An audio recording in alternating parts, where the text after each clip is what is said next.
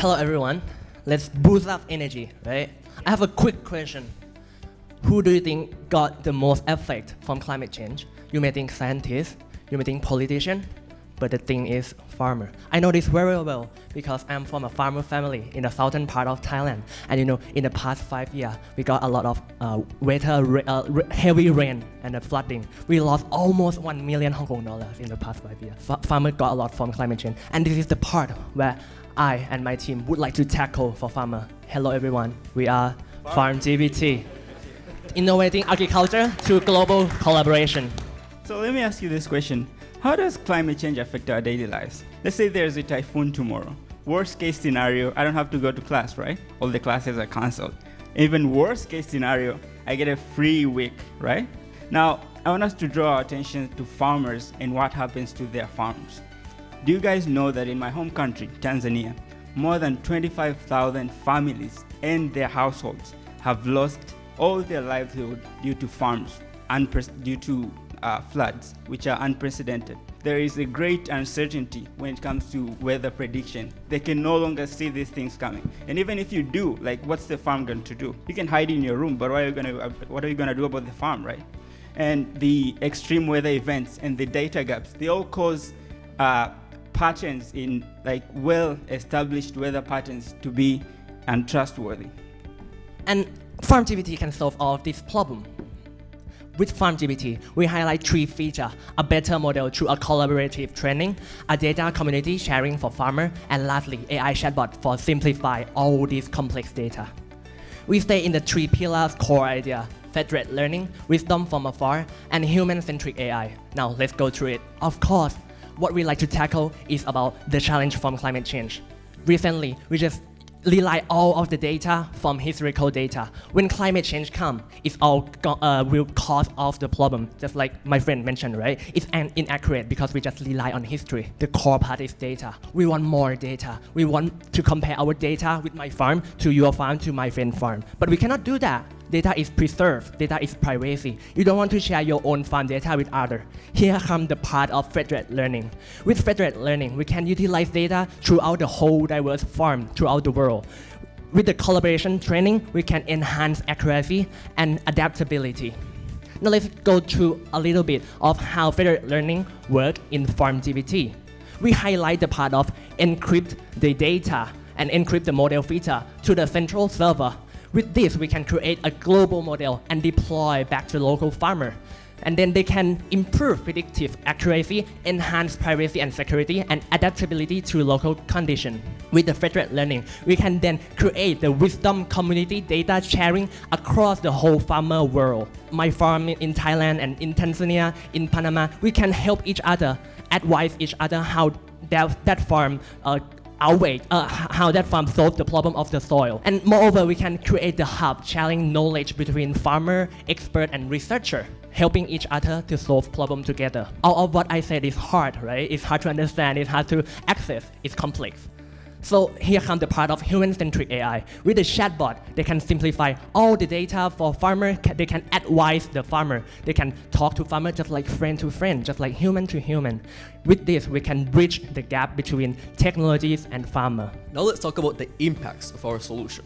So before going into specifics, something that we want to highlight from our study of our different smart farm solutions out there in the market is that all of the current solutions rely on historical localized data, which leads to number 2, very limited predictive accuracy. And that ends up creating number 3, very generic recommendations that are either low stakes or extremely inaccurate.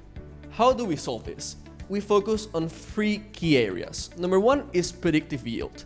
We integrate that previously mentioned federated learning, and we capture diverse farming conditions to get enhanced predictive models. This means that we can provide personalized recommendations using that more easy to interpret AI solution. Now, why is this important? Imagine that you are a farmer and there is a drought coming, or there is another big issue.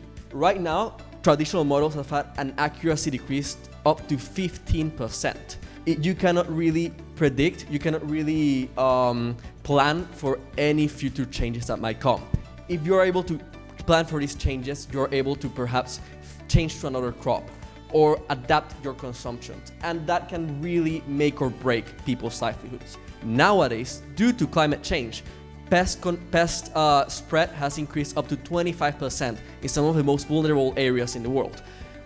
Our solution, will analyze global pest and disease data, as well as identify emerging trends, maybe in the farm next door or in the farm in a different part of the world with a similar climate. And through that, we will provide real-time alerts. Now, again, this kind of prediction can make or break people's livelihood. If you can identify at an early moment whether or not you will be hit by a pest, you can arrange to fix this issue, and also this can also impact consumers, because this can lead to efficient usage of anti-pest measures, less pesticides, less chemicals in our food. Lastly, we have the issue of water management. Currently, shortages happen more than 20% more often than they used to because of climate change. Our model will analyze global water usage patterns and enhance adaptive and dynamic water management. This means that farms can do irrigation more efficiently. They can utilize their water up to a more efficient degree that ultimately helps the planet and helps the farmers themselves. Okay, now let's look at the business part. You know what? The smart farming market is increasingly large and it has a huge potential. And also, as mentioned earlier, our typical competitor just used the traditional and historical method, but we, FarmGPT, outweigh them by using this for method. And this is our revenue model, including some subscription-based model, consulting and training services, and we add some add-ons, and we also have some sponsorship and advertising. We can highlight the benefit for them. We can offer free pilot program for them. And in the beginning, we can provide the training and support. And the most importantly, we can create the community. With the network, we can bring all the farmers to help each other.